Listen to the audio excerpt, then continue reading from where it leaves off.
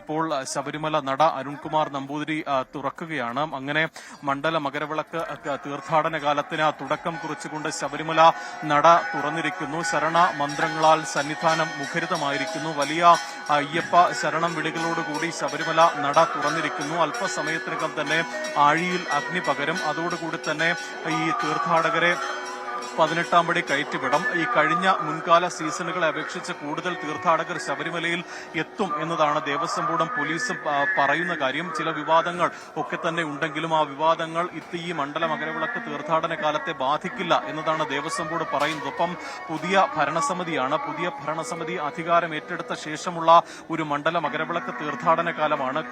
പ്രധാനമായും തീർത്ഥാടകരുടെ ആവശ്യങ്ങൾ, അടിസ്ഥാന സൗകര്യങ്ങൾ ഇവയ്ക്കൊക്കെ ആയിരിക്കും പ്രഥമ പരിഗണന എന്നതാണ് കെ ജയകുമാർ പ്രതികരിച്ചിട്ടുള്ളത്. ഇന്ന് വൈകിട്ടോടുകൂടിയാണ് അദ്ദേഹം തിരുവനന്തപുരത്ത് നിന്ന് സന്നിധാനത്ത് എത്തിയിട്ടുള്ളത്. ഒപ്പം CPI പ്രതിനിധിയായ കെ രാജു ഉണ്ട്. ഒപ്പം CPIM പ്രതിനിധിയായ സന്തോഷ് കുമാർ ഉൾപ്പെടെയുള്ള ദേവസ്വം ബോർഡ് അംഗങ്ങൾ നട തുറക്കുന്ന ഘട്ടത്തിലുണ്ടായിരുന്നു. ഇപ്പോൾ ശബരിമല മേൽശാന്തി അരുൺകുമാർ നമ്പൂതിരി ശബരിമല നട തുറന്നു. തന്ത്രി കണ്ഠരര് മഹേഷ് മോഹനരുടെ സാന്നിധ്യത്തിലാണ് നട തുറന്നിട്ടുള്ളത്. അല്പസമയത്തിനകം തന്നെ ഈ 18-ാം പടി ഇറങ്ങി ആഴിയിൽ അഗ്നി പകരും. ഇതോടുകൂടി മണ്ഡല മകരവിളക്ക് തീർത്ഥാടന കാലത്തിന് തുടക്കം കുറിക്കും. വലിയ തീർത്ഥാടകരുടെ ഒരു തിരക്കാണ് ഇക്കുറി പ്രതീക്ഷിക്കുന്നത്. ഉച്ചയ്ക്ക് 11:30യോടുകൂടി തന്നെ പമ്പയിൽ നിന്ന് തീർത്ഥാടകരെ ശബരിമല സന്നിധാനത്തേക്ക് കയറ്റിവിട്ട് തുടങ്ങിയിട്ടുണ്ട്. പ്രതിദിനം 90,000 തീർത്ഥാടകരെയാണ് ശബരിമലയിൽ പ്രതീക്ഷിക്കുന്നത്.